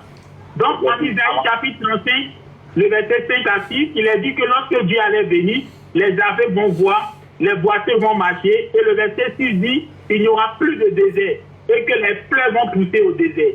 Mais dis-moi, quand Jésus est venu, est-ce que tous les déserts ont disparu? Matthieu chapitre 4, Luc chapitre 4. N'est-ce pas au désert que Jésus-Christ a été tenté? Et lorsqu'on lit les évangiles, est-ce qu'il n'y avait pas de désert au temps de Jésus-Christ? Donc tu vois, cette prophétie ne parle pas de Jésus-Christ. Parce que quand Jésus est venu, il y avait toujours le désert. S'il te plaît, c'est mon temps de parole. Il y avait toujours le désert. Ça, Isaïe chapitre 35, le verset 5 à 7 dit que quand Dieu allait venir, non seulement les aveugles allaient voir tout et tout, mais aussi il n'y aura plus de désert. Or, au temps de Jésus, allez-y voter, s'il vous plaît. Et jusqu'à aujourd'hui, il y a désert. Maintenant, je te donne la parole. Voilà. Ok. Moi, c'est vrai, j'ai mon temps, mais moi, j'ai pas fait mon temps. Parce que moi, je ne suis pas fait comme ça. Donc, comme la publicité, papa. Jean-Luc, alors la démoteur. Quand Dieu viendra, les amis vont voir là, on ne va pas dessus. Moi, c'est mon temps, mais c'est gentil. On pas de mon temps. Il dit c'est gentil. Oui, tu dis quoi? Quand tu viens de dire dans la prophétie, quand Dieu viendra, les amis vont voir là, ça ne parle pas de Jésus, ça ne parle pas de qui. C'est une prophétie, non, ça ne parle pas de quelqu'un, non. Ça ne parle pas de qui, ça ne parle pas de Dieu, non, mais ça ne parle pas de qui. Ça parle d'une époque qui n'est pas encore arrivée. C'est fort, ça parle d'une époque qui n'est pas encore arrivée. Après le jour de la résurrection, lorsque les morts seront ressuscités, jugés, et que certains parmi les morts seront jugés dignes pour le paradis, c'est ceux-là qui vont expérimenter ça. Parce qu'au paradis là-bas, là, il y aura les arbres, il y aura les fleurs. En ce moment-là, dans le paradis, il n'y aura pas de désert. Il n'y aura pas de désert au paradis. Voilà, les animaux seront au paradis. Et même au paradis, là, peut-être que tu ne le sais pas, au paradis, on aura des femmes. On aura des femmes au paradis. Quand on prend le texte de Isaïe chapitre 65, le verset 17 et le verset 21, jusqu'au verset 26. D'abord au verset 17, Dieu dit quoi? Je vais créer de nouveaux cieux et une nouvelle terre. Donc ça, c'est la promesse. Isaïe 65, verset 17, Dieu dit il va créer de nouveaux cieux et une nouvelle terre. Maintenant, à partir du verset 21 jusqu'au verset 26, il dit quoi? Que lorsqu'il va créer de nouveaux cieux et une nouvelle terre, les gens auront des maisons. Donc tu vois, au paradis, on aura maison. Tu vois, Dieu dit encore que au paradis, écoute, au paradis, les gens vont avoir des enfants, toujours en Isaïe 65. Hein. Après avoir dit au verset 17 qu'il va créer de nouveaux cieux et une nouvelle terre, à partir du verset 21 jusqu'au verset 26, au verset 21, il dit que les gens auront des maisons au paradis. Ensuite, il dit les gens auront des enfants. Mais si les gens auront des enfants, ça veut dire qu'ils auront des femmes. Parce que enfant là, pour faire enfant là, il faut aller avec une femme. Et ensuite, il dit qu'au paradis, toujours, les animaux qui sont carnivores ne seront plus carnivores parce qu'ils vont tous se nourrir, on va dire, des herbes. Toujours dans Isaïe. Donc, tu vois, au paradis, voilà, au paradis, voilà, il n'y aura plus de désert. Voilà, on aura des femmes. Voilà, on va avoir des belles maisons. Voilà. Ok. Voilà. Comme tu dis, la position n'est pas de l'époque parce que c'est ça. Ok. Maintenant, quand Jésus est venu, puis il veut les lier avec une vérité là, la faute de Jean-Baptiste est allée en prière pour dire à Jean-Baptiste, ah, c'est que la prophétie a dit là, c'est que c'est en vie là-bas quand elle fait ça. Jean-Baptiste a envoyé son gars pour dire, faut dire à Jésus que c'est lui qui devient venu, ou bien on doit toujours attendre. Est-ce que Jésus a dit? Il dit, si les aveugles voient, si les voitures marchent, il dit, va dire à Jean-Baptiste, il dit qu'il doit venir là. Il va venir, Dieu d'avec, va venir, il faut dire à Jean-Baptiste aujourd'hui là, ça se fait. Mais c'est pas que c'est temps de pas avoir de vie. Hein? Tu peux parler. Faut parler. Ah, lui, il veut dialogue direct. Tu vois, Jean-Baptiste demande à Jésus, es-tu celui qui doit venir? Voilà. Ici, là, Jean savait qui devait venir. Même les disciples de Jean savaient. Mon frère, il m'a dit de parler, laisse-moi au moins parler. Mon frère, il m'a dit de parler, laisse-moi au moins parler. Tu ne peux pas me dire parle et puis tu vas m'interrompre. Laisse-moi au moins parler, mon frère. Voilà, laisse-moi au moins parler pour qu'on puisse s'entendre. Parce que si je parle et puis tu parles en même temps, non seulement toi et moi, on ne va pas s'entendre, et puis ceux qui nous écoutent aussi ne vont rien comprendre. Tu comprends? Donc, laisse-moi parler. Donc, Jean savait qui devait venir. Même ses disciples savaient qui devait venir. Parce que quand on prend le récit de Matthieu chapitre 2, lorsque les rois maïs sont allés dire à Hérode qu'ils ont vu le toit du roi des Juifs, Hérode a fait quoi? Il a demandé aux prêtres où le roi des Juifs doit naître. Et ils ont cité la prophétie de Michée qui dit c'est à Bethléem que le roi des Juifs allait naître et ce roi-là était destiné à faire paître Israël son peuple. Tu comprends? Donc le peuple d'Israël s'attendait à l'arrivée du Messie, c'est-à-dire du Christ, et non à l'arrivée de Dieu. Tu comprends? Ils s'attendaient à l'arrivée du Messie, du Christ, et non à l'arrivée de Dieu. Le lien est pas loin. Le lien, ceux qui veulent voter là. Une question encore, pardon. Hein? Une question encore. Là, tu connais. Parce que c'est même chose là. Maintenant, qui est le Messie? Le Messie, c'est les Israélites à la famille là. Qui est le Messie? Le Messie, c'est Jésus. Voilà. Maintenant, la notion du Messie. Qu'est-ce que veut dire Messie? Voilà. Le mot Messie là, c'est un mot français. C'est en français. En grec, c'est Christ. Voilà, en hébreu, c'est Matia. Ça veut dire quoi? Ça veut dire quelqu'un qui a... S'il te plaît, tu m'as posé une question. Laisse-moi répondre. Tu m'as posé une question, laisse-moi répondre. Abonnez-vous ici. Le mot Messie, là, c'est en français. Là, en grec, c'est Christ. En hébreu, c'est Matia. Ça veut dire quoi? C'est synonyme, là. Ça veut dire quelqu'un qui est oint, c'est-à-dire quelqu'un qui est choisi. Donc, le mot Messie, là, ça veut dire quelqu'un... S'il te plaît, s'il te plaît... C'est ce qui m'a fait à 18 là.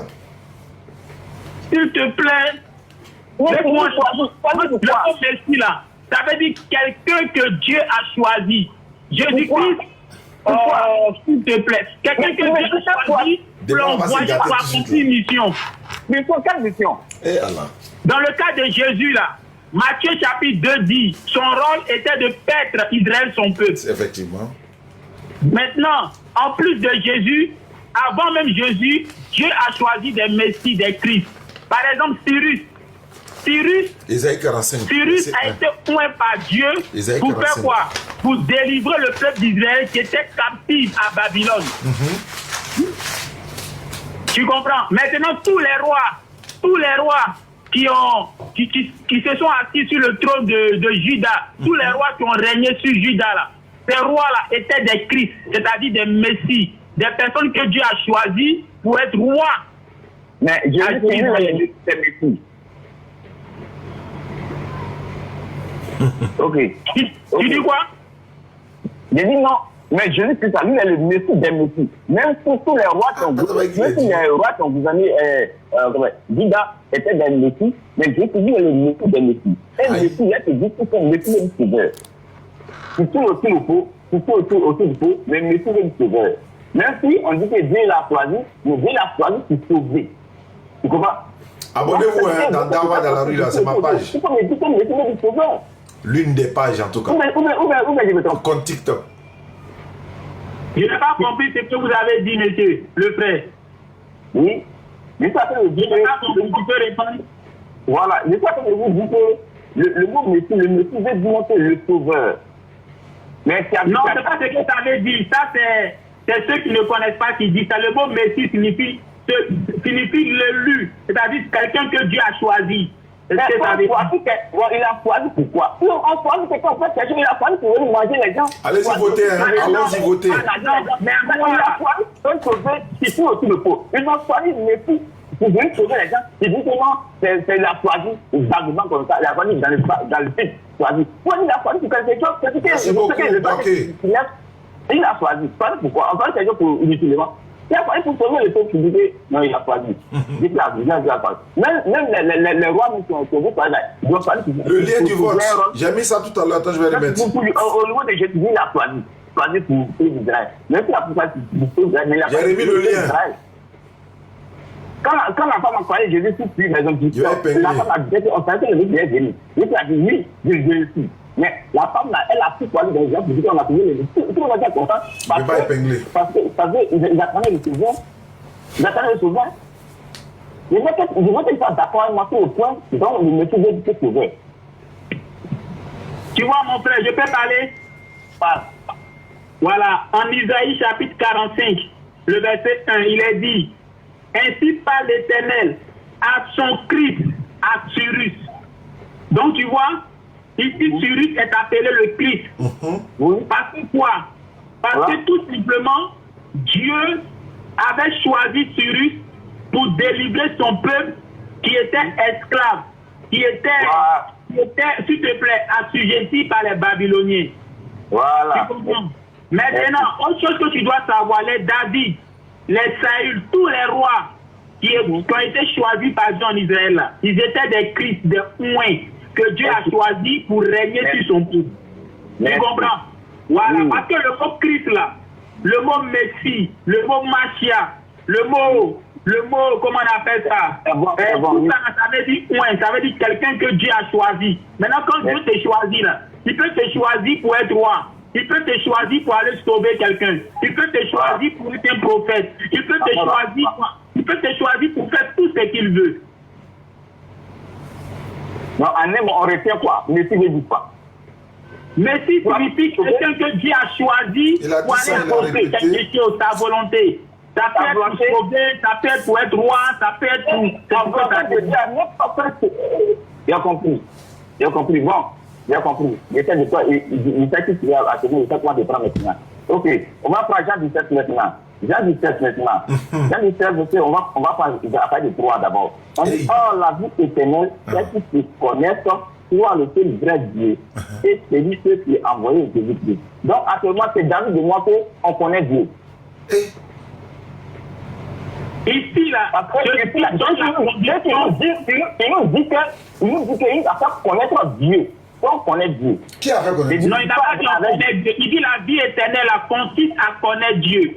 Donc, pour avoir la vie éternelle, il faut connaître Dieu. Ici, il donne la condition pour être sauvé. Donc, aujourd'hui, on ne connaît pas Dieu. Oui, la condition, c'est quoi? La condition, La condition, c'est de connaître le seul vrai Dieu Et ensuite de connaître son... S'il te plaît, quand tu poses question là, il faut donner un temps à la personne pour répondre, mais tu ne peux pas poser question, ne pas lui donner le temps de répondre, c'est pas intéressant. Ok, je suis pardon. Voilà. Donc ici, la condition pour avoir la vie éternelle qui est le salut là, il faut connaître le seul vrai Dieu d'abord. Et ensuite, il faut connaître son envoyé qui est Jésus. Merci. Point. Et pas. Ok. Donc ici, Jésus-Christ, en train de donner la condition pour avoir la vie, connaître le seul vrai Dieu, c'est-à-dire lui qu'il a appelé Père, là, en levant les yeux vers le ciel, là, qui n'est pas lui. Là. Et ensuite, il faut connaître l'envoyé du seul vrai Dieu qui est Jésus. Donc tu vois, au temps de Jésus-Christ, lorsque Dieu l'a envoyé, c'était là la condition pour avoir la vie éternelle. C'est un peu comme, si tu veux, au temps de Noé. Au temps de Noé, pour être sauvé, il fallait faire quoi? Il fallait écouter l'enseignement de... Tu m'entends, s'il te plaît? Au temps de Noé, là, pour être sauvé, là, il fallait écouter Noé. Donc, c'est Noé qu'il fallait écouter.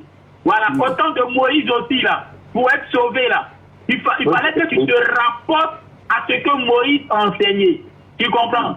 Et donc, à chaque époque, quand Dieu envoie un messager, Dieu choisit, Dieu oint quelqu'un pour l'envoyer. Lorsque Dieu l'envoie, le peuple auquel Dieu l'a envoyé là, ce peuple-là, pour être sauvé, doit se référer à ce oint-là, doit écouter ce oint-là. C'est toujours comme ça. Ok, merci, je parle. Ok, je te donne encore un petit peu de temps encore. À part de ci, demain, vous êtes en ligne. Jésus dit, il dit quoi? Il dit, j'ai fait connaître ton nom aux hommes que tu m'as donné au milieu du monde. Ils ont gardé ta parole. Maintenant, ils ont connu que tout ce que tu m'as donné vient de toi. Ça, je l'ai donné, la parole que tu m'as donnée. Maintenant, donc actuellement, on connaît le nom de Dieu. Je peux répondre? Oui, il dit, j'ai fait connaître ton nom. Donc actuellement, on connaît le nom de Dieu. Jésus-Christ parle de ce qu'il a accompli lorsqu'il est venu. Il dit, Père, j'ai fait connaître ton nom à ce que tu m'as donné. Mais dis-moi, les disciples là, de Jésus, là, ils étaient juifs. Donc, ils connaissaient le nom de Dieu. Mais pourquoi Jésus-Christ dit, je leur ai fait connaître ton nom?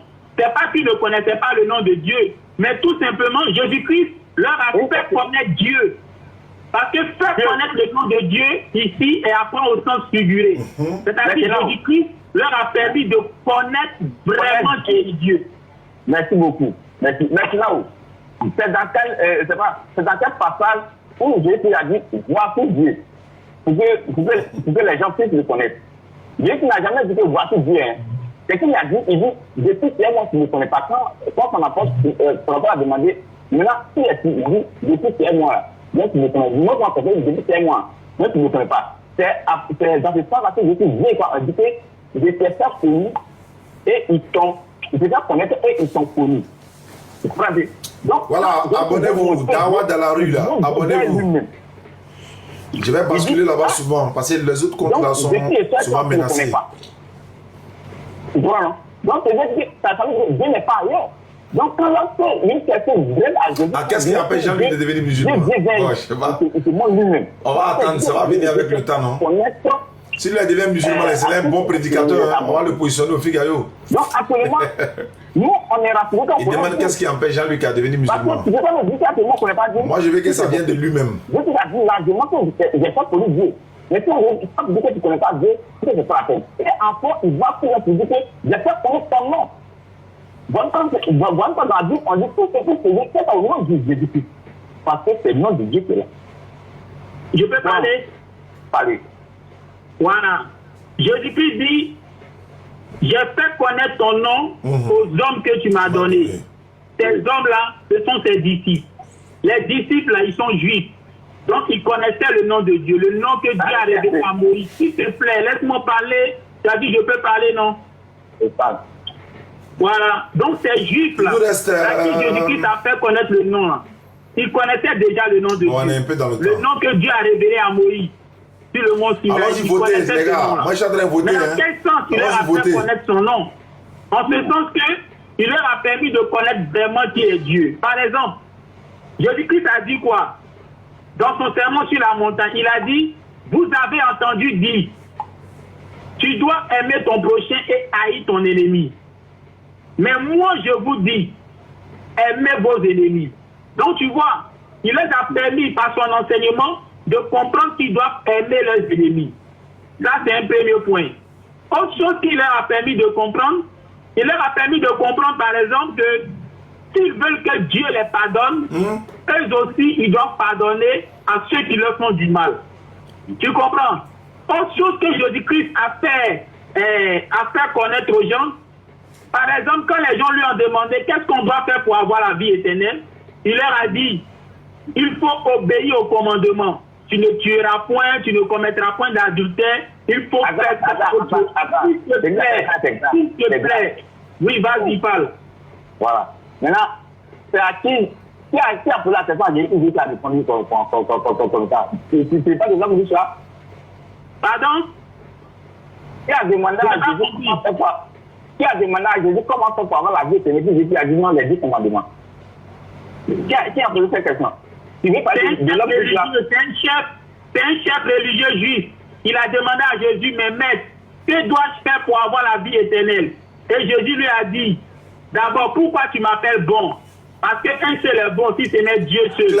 Et il a poursuivi en disant, mais tu connais les commandements. Tu ne tueras point, tu ne voleras point, tu ne commettras pas d'adultère. Il faut faire ça et puis tu auras la vie éternelle. Donc Jésus-Christ a fait connaître le Père dans ce sens-là. Il a aussi fait connaître le Père en disant, par exemple, que les scribes et les pharisiens, là, ils ont changé la loi de Moïse en la remplaçant par les traductions. Et il a pris un exemple. Il a dit, par exemple, que Moïse a dit, honore ton père et ta mère. Mais vous, que dites-vous? Que celui qui a ses biens là, et qui dit à son papa, papa, les biens avec lesquels j'aurais pu t'assister là, je décide de prendre ça pour donner à l'église. Vous les juifs là, vous les chefs religieux là, vous dites que ça, ce n'est pas un péché. Vous voyez? Et ainsi, vous ne permettez plus à ce dernier-là d'assister ses parents. Donc, Jésus-Christ, ici, a corrigé même, voilà, des faux enseignements qui existaient à l'époque. Parce que ces chefs religieux-là, on va dire, ils avaient mal interprété la loi de Dieu. Par exemple, lorsque Jésus-Christ guérissait les jours du sabbat, les chefs religieux disaient qu'on ne devait pas guérir. Jésus va leur faire comprendre que si votre animal, votre mouton, tombe dans un puits le jour du sabbat, est-ce que parce que c'est le jour du sabbat, vous allez laisser l'animal là dans un puits? Et puis après le sabbat pour le faire sortir. Donc Jésus-Christ les a fait connaître le Père en ce sens qu'il leur a permis de connaître vraiment qui est le Père. Le jour de sabbat là, c'était consacré à qui? C'était consacré à Dieu, non? Pardon? Le jour de sabbat là. Et le jour de sabbat là. Le jour de sabbat là. Le jour du sabbat. Les demandes. Le jour de sabbat là, c'était consacré à Dieu, non? Oui, c'était consacré à Dieu. Voilà. Si Jésus est venu, et Dieu l'envoie, comme vous dites là, merci pour le cadeau. Empêcher le jour de sabbat pour faire quelque chose. Il a fait correctement. C'est parce que lui-même, c'est Dieu dont on consacrait un jour pour lui, c'est lui-même qui est là. Donc, il n'est pas question encore de faire quoi que ce soit un jour pour Dieu. Dieu me met là. Voici pourquoi. Voici pourquoi quand l'ange venait revenir et pour les gens qui étaient pour guérir là, quand Jésus est arrivé, il dit que je n'ai personne pour le laisser dans l'eau. Lui-même qui a envoyé les anges, c'est lui-même qui était là. Il dit, lève-toi, va. C'est pas une personne de jeter dans l'eau. L'ange va venir le l'élément même là, l'élément même c'est lui qui était là. Voici quoi. Je vais te prendre pour aller vers la prophétie encore. Ok, et comment tu as dit encore? Il y a quelque chose, il y a une piqûre. Tu m'attends? Je peux parler? Non, tu m'attends, non. Je dois parler d'abord. Oui, je t'entends. Bien aimé, je t'entends. Shalom, shalom. Jean-Baptiste baptisait et puis les pharisiens sont allés vers Jean-Baptiste. Comme il baptisait, il faisait un truc, il baptisait les gens et puis les gens l'apprenaient un peu. Ils sont demandés à Jean-Baptiste, tu es Messie, tu es un prophète. Jean-Baptiste dit, je suis prophète. On dit, toi, non, t'es qui? Jean-Baptiste dit, je suis plus dans le désert pour préparer le chemin de l'Éternel. Quand on dit préparer le chemin, là, ça veut dire quoi? Quand on dit non, il y a... Jean-Luc, là, sa voix me dit beaucoup de choses. Il y a débattu avec un gars ici. Jean-Baptiste préparer le chemin de l'Éternel. Ça doit être Jean-Luc. La question est posée. C'est pas loin. Hein. Je peux parler? Il faut parler. Jean-Baptiste préparer le chemin de l'Éternel. Non, je vais répondre à la question précédente concernant le sabbat, là. Okay. Est-ce que Jésus-Christ violait le sabbat? Jésus-Christ n'a jamais violé le sabbat. Mais c'est le sabbat, s'il te plaît, tu as dit, je peux parler, laisse-moi parler un peu. Jésus-Christ n'a jamais violé le sabbat. Mais c'est les chefs religieux de son temps là, qui avaient mal compris le sabbat. Pour t'aider à comprendre, c'est vrai que Dieu a dit le jour du sabbat, c'est un jour de repos, on ne doit pas travailler. Mais supposons que ce jour-là, s'il te plaît, supposons que ce jour-là, ta femme enceinte, et puis elle doit accoucher. Est-ce parce que tu es médecin que le jour du sabbat, tu vas refuser d'assister cette femme pour son accouchement?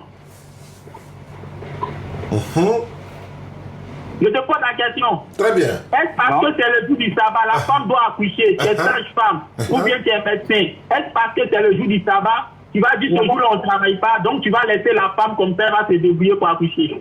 Ok, tu n'as pas besoin de donner l'exemple parce que moi je connais pas l'argument. Mais quelle est la réponse? C'est ce que les gens faisaient en ce temps-là. Donc tu comprends, s'il te plaît, laisse-moi là, c'est une question pour m'aider à avancer. Donc tu vois, c'est ce que Jésus-Christ voulait faire comprendre aux chefs religieux. Pour dire qu'ils n'ont rien compris du sabbat. Le jour du sabbat, Jésus-Christ arrive, tu vois quelqu'un qui est malade, qui souffre. Il demande à Jésus, Jésus, sauve-moi. Et puis vous les chefs religieux là, vous dites, comme c'est le sabbat, Seigneur Jésus, il faut attendre après le sabbat, tu vas le sauver. Pourquoi? Donc Jésus-Christ leur dit, mais attendez, si vous, votre mouton là, le jour du sabbat là, tombe dans un puits, vous allez attendre après le jour du sabbat pour l'enlever du puits? Juste pour leur faire comprendre que même si c'est le jour du sabbat, ce jour-là, ils vont sauver leur mouton. Alors celui qui est malade là, qui a besoin d'aide là, il n'est pas plus important qu'un mouton. C'est ça. Donc ici, Jésus-Christ les amène à comprendre qu'en fait, c'est eux qui n'ont pas compris la loi de Dieu. C'est pour ça qu'il peut dire, Père, je leur ai fait connaître ton nom. C'est-à-dire, il a fait connaître vraiment la volonté de Dieu. Tu comprends? Il a fait connaître son nom, et puis il a fait connaître. Il a fait connaître Dieu, et puis il a fait connaître son nom. Mais c'est où Dieu a dit, voici le nom de mon Père. C'est qu'il a fait connaître son nom, et puis il a fait connaître. Par exemple, tu m'as dit, tu as fait connaître. Mon frère, il a fait connaître son nom là. Mais où Jésus a dit, voici le nom de mon Père. Tu sais, en portugais, il vient dire après que, non, je m'avais, j'ai fait connaître ton nom. J'ai fait connaître ton nom. Mon frère, voilà. Oui, frère. Mon frère, tu sais, pour comprendre quelqu'un là, il faut comprendre ses propos dans son contexte. Ici là, les juifs là, ils connaissaient déjà le nom de Dieu. Faut te renseigner même auprès de ton pasteur. Parce que moi je suis pasteur, je sais de quoi je parle. Les juifs là, ils connaissaient déjà le nom de Dieu. Donc Jésus-Christ n'était pas venu pour leur dire, s'il te plaît, Jésus-Christ n'était pas venu pour leur dire, voici comment on prononce le nom de Dieu. Non. Mais en disant, je leur ai fait connaître ton nom à des personnes qui savaient déjà comment le nom de Dieu se prononce, c'est apprendre maintenant au sens figuré. C'est-à-dire simplement, je leur ai fait connaître ta réputation, ta personne, qui tu es. Parce qu'on arrive, s'il te plaît, une chose, Jésus là, on arrive. Oh, vraiment mon frère. S'il te plaît, il va te donner enseignement. Faut parler. Ok. J'ai dit. Jean-Baptiste préparait chez nous depuis. On va commencer là-bas pour savoir où on est là. Parce que c'est ça qu'il a dit. Jean-Baptiste a dans le désert là, il préparait chez nous depuis. Et quand on dit préparer chez nous aussi, c'est que quelqu'un arrive. Là où c'est important. Donc, Jean-Baptiste préparait chez nous depuis. S'il venait, puis Jean-Baptiste préparait chez nous là. Il préparait le chemin pour l'arrivée du Messie.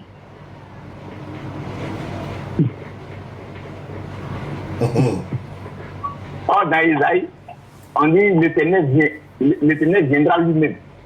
Et avant son arrivée, il y aura un cri dans le désert qui va prier dans le désert, préparer le chemin de l'Éternel. Et quand le Dieu dit, Dieu m'a dit qu'il va chemin de Messie, mais Dieu m'a dit qu'il ne va pas chemin de l'Éternel. Quand il dit que l'Éternel, Messie, Dieu a fait bien pour la tête de poser à toi-même. Jean-Baptiste, aujourd'hui, quand tu as dit que Jean-Baptiste, c'est pas le chemin de Messie, ne te parle pas, c'est le chemin de Messie. Comment tu veux qu'on a dans Isaïe? Réponds-moi. Jean-Baptiste préparait le chemin de qui? Mon frère, je vais répondre. On va lire la partie là même. C'est en Luc. Luc chapitre 3. Luc chapitre 3, à partir du verset 4. C'est Jean aussi, Jean c'est Jean qui parle. On va commencer à partir du verset 3. On dit,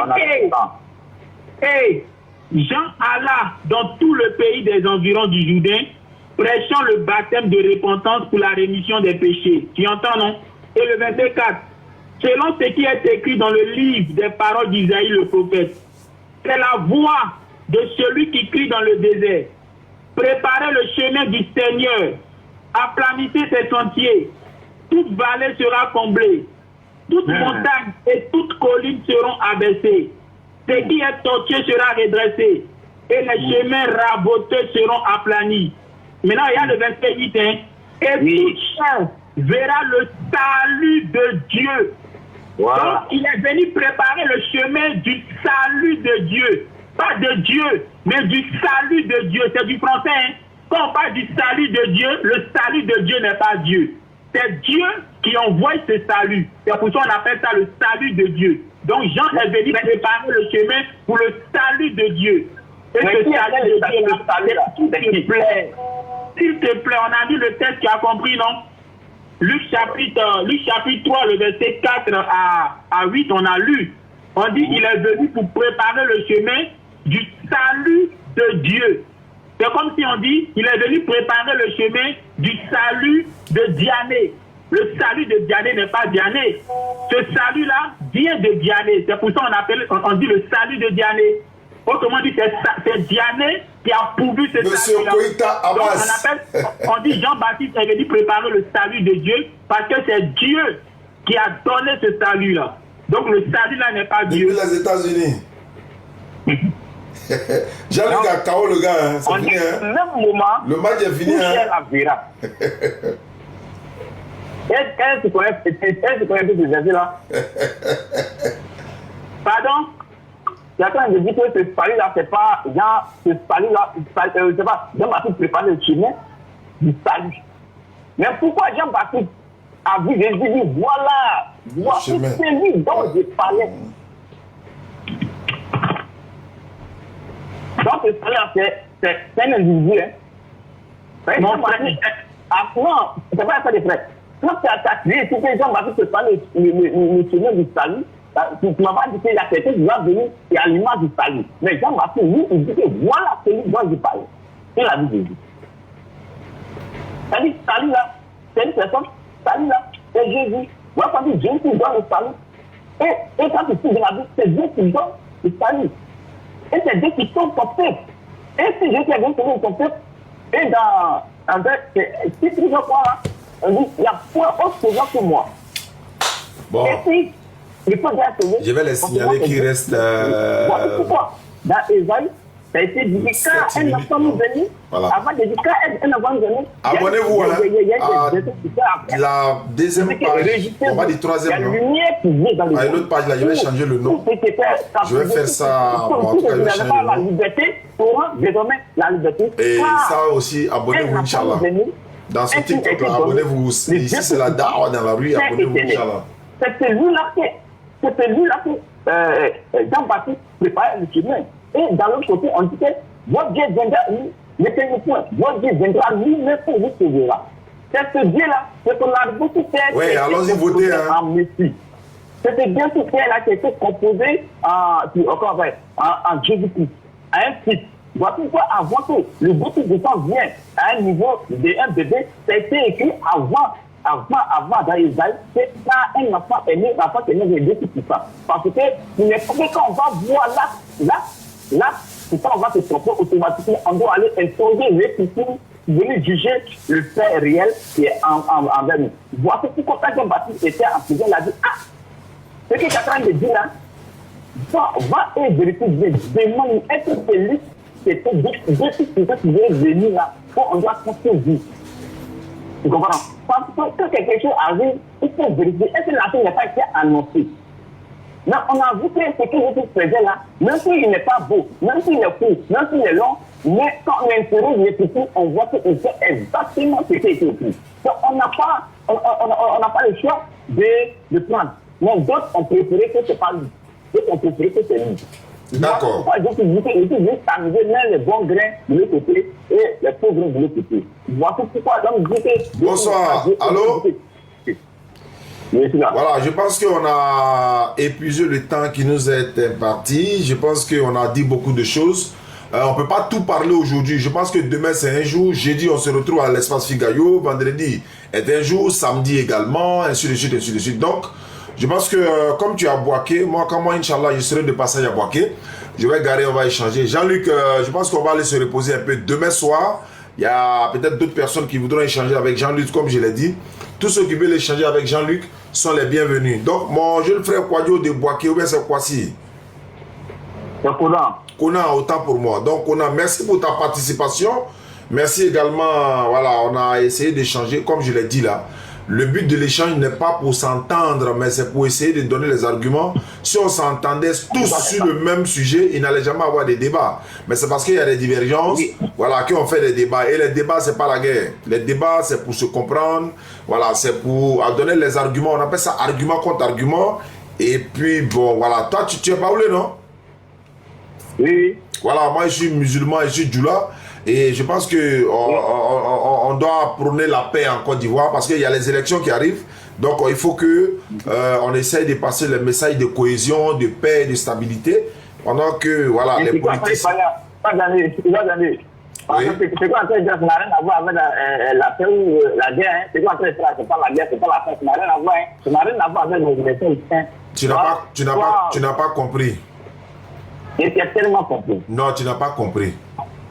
Je t'explique. Tu sais, en 2002, là, Boaké, là, tu pouvais rester la nuit comme ça à Boaké pour parler à moi au téléphone. Où il y avait la rébellion à Boaké, là. Est-ce que toi, tu pouvais rester au téléphone pour parler? Tu allais te cacher. C'est parce qu'il y a la paix aujourd'hui qu'on parle de ça, non? Donc, c'est des mêmes paix, là, je suis en train de parler pour dire, comme dans 5 mois, on va avoir les élections en Côte d'Ivoire. Donc, je me prépare à prôner le message de paix. Dis à Kwadjo, pour dire, bon, il est baoulé, moi je suis djoula. Oh yeah, il y a des baoulés et des djoulas qui se sont affrontés. On ne veut plus de ça en Côte d'Ivoire. C'est de ça que je parle en fait. Si ce n'était pas la paix là, on n'allait pas pouvoir parler au téléphone pour moi. Peut-être que toi tu es en train de te cacher à Boaké, moi je suis en train de courir quelque part, Jean-Luc est en train de courir. Donc je vais... Je remercie l'Éternel de nous donner cette paix là et nous devons préserver cette paix. Le fait qu'on échange au téléphone aujourd'hui là, est-ce que demain la politique doit nous diviser? Non, c'est de ça que je parle. C'est pourquoi je dis que tu ne m'as pas compris. Voilà, c'est de ça que je parle quoi. J'espère que tu m'as compris maintenant. Voilà, d'accord. Merci beaucoup à toi et bonne soirée. Bonne soirée Jean-Luc. On va se prendre demain. Bonne soirée Gianni. Merci beaucoup à toi. Ah, c'est le pasteur? Ouais, c'est le pasteur. Il faut lui dire bonne soirée. Pasteur Gianni? Oui, shalom frère. Shalom, sois béni. Oui, sois béni. Bonne nuit. En tout cas, on a bien posé. D'accord. Amen, amen, amen. D'accord, ok, alhamdulillah, et tout est bien qui finit bien. Alhamdulillah Rabbil Alamin. Je salue comme ça Madame Bamba hein, du côté de Coris Bank Boaké. Je suis passé la saluer là-bas et voilà, tous les employés nous ont vraiment bien accueillis. Alhamdulillah Rabbil Alamin. Et voilà, n'oublions pas, on va se retrouver Inch'Allah dans une prochaine édition. N'oubliez pas de voter, voter, voter, voter. Demain, bon, jeudi prochain, on va faire l'espace, on va faire Figayo. Le jeudi, je crois, de 29, non? Ou bien combien là? Le jeudi prochain, il y a un débat qui va avoir lieu au Figayo, Inch'Allah. Et venez nombreux, il y a des chrétiens qui vont quitter à Koumassi. Venez à l'espace Figayo, Inch'Allah. On va faire le débat. Ça serait bien organisé, Inch'Allah. Donc n'oubliez pas, c'est pas ce jeudi-là, mais l'autre jeudi 29, je crois. Si c'est pas le 29, en tout cas, je pense que c'est le 29. Jeudi 29. Ouais, le jeudi prochain, c'est le 29, Inch'Allah. Donc, qu'Allah facilite. Merci à vous qui êtes restés si nombreux. N'oubliez pas de nous abonner à nos différentes pages. Hein. Je le dis, je le répète. Les deux anciennes pages de la DDR, celle de YouTube et de TikTok. Vous savez que la DDR avec 1 million d'abonnés sur TikTok. Voilà, je l'ai dit, je le répète chaque fois. Le propriétaire dit que non, lui, il prend son compte. On dit, mais c'est pour la cause d'Allah. Non, lui, il prend son TikTok. Il n'y a pas de problème, il a pris. Le YouTube également, qui avait le nom DDR, la vraie chaîne YouTube. Voilà, il a récupéré également, il a changé le nom. Bon, il n'y a pas de problème. Nous aussi, on a récupéré le même nom. Donc, la DDR a sa nouvelle page YouTube qui est là, qui s'appelle la DDR, la vraie chaîne YouTube.